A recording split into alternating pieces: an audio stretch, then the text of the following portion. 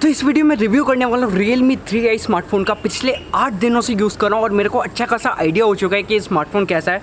वैसे अगर spoiler alert दूँ तो ये स्मार्टफोन आप खरीद सकते हो, बहुत ही ज़्यादा वैल्यू फॉर मनी।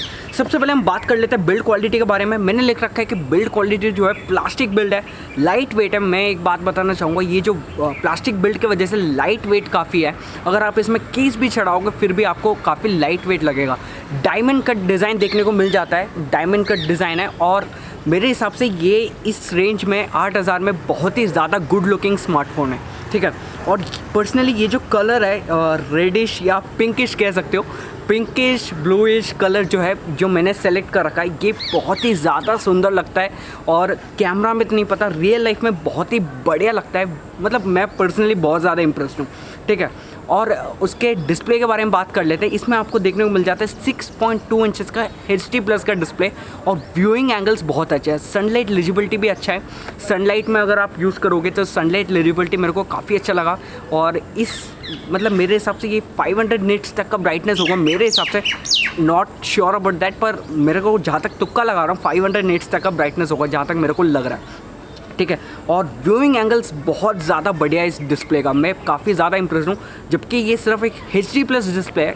पहले HD का डिस्प्ले आता था, आजकल HD+ डिस्प्ले देने लग गई है कंपनी। तो मैं काफ़ी ज़्यादा इंप्रेस हूँ इसके डिस्प्ले क्वालिटी से भी। आप अगर मीडिया कंजप्शन के लिए ये स्मार्टफोन ले रहे हो तो काफ़ी अच्छा तरीके से आप मीडिया कंजप्शन कर पाओगे। और इसमें आपको एक ड्यू ड्रॉप नॉच देखने को मिल जाता है, काफ़ी मॉडर्न डिस्प्ले है, मतलब जितना मॉडर्न हो सकता है। 19.5 एस्पेक्ट रेशियो वाला डिस्प्ले है, तो ड्यू ड्रॉप स्टाइल नॉच मिल जाता है। मतलब वही नॉच है जो आपको OnePlus 7 में देखने को मिल जाती है। मतलब बिल्कुल ही मॉडर्न लुकिंग फ़ोन है यार। आप 8000 में ऐसा फ़ोन देखना काफ़ी ज़्यादा मुश्किल है, ठीक है। उसके बाद कैमरा के बारे में बात कर लेते हैं। कैमरा इसमें 13+2 मेगापिक्सल का कैमरा मिल जाता है। 1.8 अपर्चर का है, f1.8 अपर्चर का है इसका जो प्राइमरी कैमरा है। और 2 मेगापिक्सल का डेप्थ सेंसर देखने को मिल जाता है। और अगर मैं बताऊं तो आउटडोर लाइटिंग कंडीशंस में बहुत ही डिटेल फ़ोटो आती है। मैंने इस पर एक डिटेल रिव्यू भी बनाया है, कैमरा रिव्यू बनाया है, तो आप वो भी चैनल पे जाके चेकआउट कर सकते हैं। कैमरा रिव्यू बनाया है जिसमें मैंने हर लाइटिंग कंडीशन में 3 फ़ोटोज़ लिया है और दिखाया है। और इसमें नाइटस्केप मोड भी है, तो रात में जो है काफ़ी अच्छी फ़ोटोज़ आती हैं। मैं पर्सनली काफ़ी ज़्यादा इंप्रेस्ड था कि नाइटस्केप फ़ोटोज़ हैं। मतलब नाइटस्केप फ़ोटो जहाँ तक मुझे लगा था कि मैंने सोचा था कि गिमिकी फीचर होगा, पर इसमें गिमिकी फीचर नहीं है, काफ़ी अच्छे तरीके से काम कर रहा है। मैंने अपना ये जो कैमरा रिव्यू है उसमें सारा फ़ोटोज़ अटैच किया, आप जाके चेकआउट कर सकते हैं। और उसके बाद अगर कमी की बात करना चाहूँ तो सेल्फ़ी कैमरा अबो एवरेज है, उतना अच्छा नहीं है, अबो एवरेज है। उतना अच्छा इसलिए नहीं कहूँगा क्योंकि बहुत ही ज़्यादा ब्यूटीफाई कर देता है, ठीक है। मैं चाहता हूँ डिटेल में, और जब कोई भी स्मार्टफोन ब्यूटीफाई कर देता है ना, वो डिटेल्स खो जाती है। तो मेरे को कहीं ना कहीं लगता है कि डिटेल्स इसमें मिसिंग है। पर अगर एक ऑप्शन भी है, आप पोर्ट्रेट जो डिटेल है उसे ऑफ भी कर सकते हो, तो उससे आपको ज़्यादा डिटेलिंग मिल जाएगी। पर ओके, इतना ज़्यादा डिटेल्ड सेल्फी नहीं है जितना मैं एक 13 मेगापिक्सल के कैमरा से एक्सपेक्ट कर रहा था, ठीक है। पर ये भी देखना पड़ेगा कि एक 8000 का फ़ोन है, तो उस रेंज में सेल्फी काफ़ी ज़्यादा बढ़िया निकल के आती है। अगर आप वीडियो कैमरा की बात करी जाए तो 1080p तक का वीडियो रिकॉर्ड कर लेता है, आगे भी और पीछे भी। और पीछे की कैमरा में मेरे को, जब मैंने वीडियो बनाया था, इसमें मैंने एक dedicated camera video sample review बनाया था, उस टाइम पे आप देख सकते हैं, उस वीडियो में नोटिस कर सकते हैं कि थोड़ा सा फोकसिंग इशू था, फोकस नहीं कर रहा था, ठीक है। ठीक है, मेरे को समझ नहीं आया। अपडेट्स के बाद मैंने उसके बाद चेक नहीं किया, उसके बाद लगभग 3 अपडेट्स आ चुके हैं, क्या पता सही हो गया होगा। पर कोई डेडिकेटेड कैमरा के लिए अपडेट नहीं आया है, पर हो सकता है कि उसके बाद सही हो चुका होगा। पर उसमें थोड़ा सा फोकसिंग इशू है। पर सेल्फी कैमरा का वीडियो काफ़ी ज़्यादा डिटेल्ड है, काफ़ी अच्छा है। स्टेबलाइजेशन ऑफ एनी सॉर्ट्स बिल्कुल भी नहीं है, हम एक्सपेक्ट भी नहीं कर सकते इस प्राइस रेंज में। पर देखो, प्राइस रेंज में एक्सपेक्ट नहीं कर सकते, पर जहाँ तक है मेरे को हैंडल शॉट्स, अगर आप थोड़ा सा केयरफुल रहोगे तो आप एक अच्छा खासा वीडियो इसमें बना सकते हो। और वैसे गिम्बल तो आप यूज़ कर ही सकते हो, आजकल 4-5 हज़ार से डिजिटेक का गिम्बल आता है, 4-5 हज़ार से, तो 5,000 से गिम्बल शुरू हो जाता है। तो आप गिम्बल भी एक अच्छा इन्वेस्टमेंट आप कर सकते हो, ठीक है। उसके बाद हम बात कर लेते हैं बैटरी लाइफ के बारे में। 1.5 डेज़ का बैटरी लाइफ मिल जाता है। मतलब मेरे को तो 3 दिन का बैटरी लाइफ मिल रहा है, क्योंकि ये मेरा सेकेंडरी फ़ोन की तरह मैंने यूज़ किया था।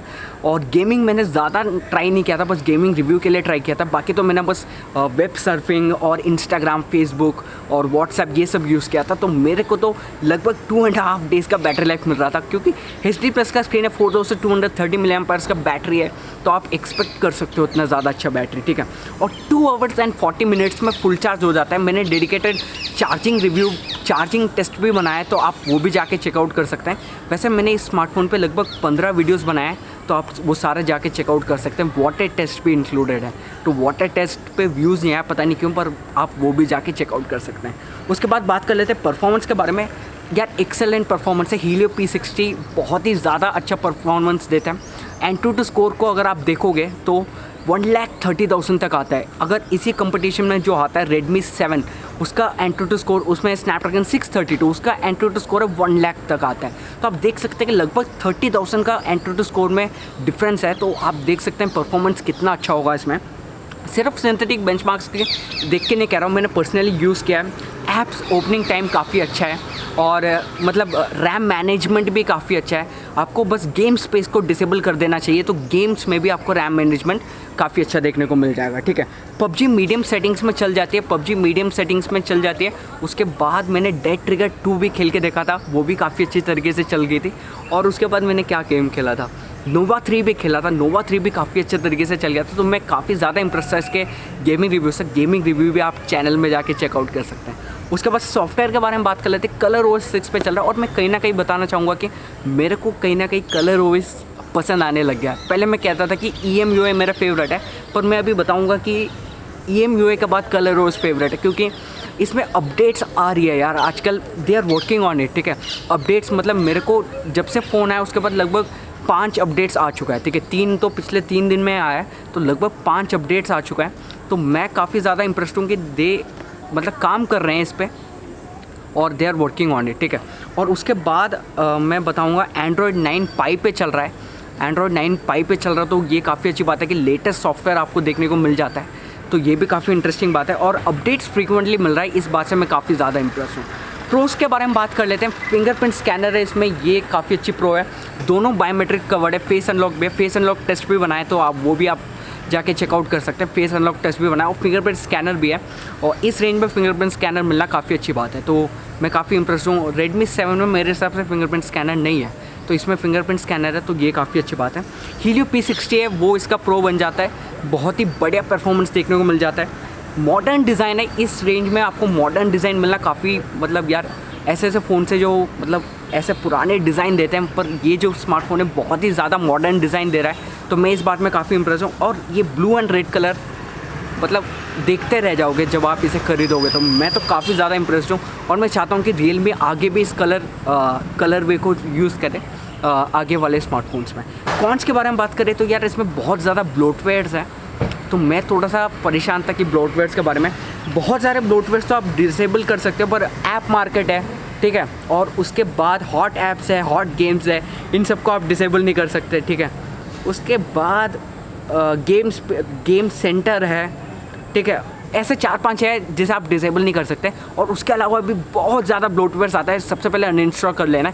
यूसी ब्राउज़र है तो सबसे पहले मतलब फ़ोन लेते ही सबसे पहले आपको यूसी ब्राउज़र अनइंस्टॉल करना चाहिए, ठीक है। उसके बाद स्पेशल फीचर्स के बारे में बात करें तो फिंगरप्रिंट स्कैनर और फेस अनलॉक इसका स्पेशल फीचर बन जाता है। इसका जो लुक है वो भी स्पेशल फीचर बन जाता है, क्योंकि इसका ऐसा कलर मिलना काफ़ी मुश्किल है। और इसका डुअल रियर कैमरा पे जो ये येलो कलर का सर्कल है वो भी इसका स्पेशल फीचर बन जाता है कहीं ना कहीं। तो ये कंप्लीट करता है Realme 3i का रिव्यू का। क्या मैं सजेस्ट करूँगा ये फ़ोन, तो अगर आपका बजट स्ट्रिक्टली 8,000 है तो ये फ़ोन के साथ आप जा सकते हो। स्ट्रिक्टली 8,000, अगर आप 1,000 रुपये एक्स्ट्रा डाल सकते हो तो Realme 3 खरीद सकते हो। ये 3i है, 3 में Helio P70 मिल जाती है, ग्लास बैग की तरह, मतलब वो पॉलीकार्बोनेट है पर ग्लास बैग जैसी डिज़ाइन मिल जाती है। पर अगर आपका बजट है स्ट्रिक्टली 8,000 तो आप अगर इस पर इन्वेस्ट करोगे तो आपको मतलब बुरा फील नहीं होगा कि 1,000 रुपये में एक्स्ट्रा दे के Helio P70 वाला 3 खरीद लेता, ठीक है। तो आपको बिल्कुल बुरा फील नहीं होगा, क्योंकि दोनों का लुक एंड फील वगैरह मेरे हिसाब से ऑलमोस्ट सेम है। बस पीछे का पॉलीकार्बोनेट इसमें डायमंड कट डिज़ाइन मिल जाता है और उसमें थोड़ा सा ग्लास फिनिश टाइप मिल जाता है। उसके अलावा कोई डिफरेंस नहीं है। Helio P70 इससे थोड़ा सा ज़्यादा पावरफुल है, कैमरा वाइज सब सेम है, बैटरी वाइज सब सेम है, और ये थोड़ा सा लेटेस्ट फ़ोन है तो इसमें थोड़ी सी अपडेट्स और मिलेगी। तो ये है। तो अगर आपको रिव्यू पसंद आए तो लाइक कर दो, चैनल को सब्सक्राइब कर लो, तीनों सोशल मीडिया हैंडल्स में फॉलो कर लो। इंस्टाग्राम में मैं रेगुलरली फ़ोटोज़ डालता रहता हूँ, तो इंस्टाग्राम में आप फॉलो कर सकते हो। और अगले वीडियो में मिलता हूँ, तब तक के लिए मैं जोन्स आप सबसे विदा लेता हूँ।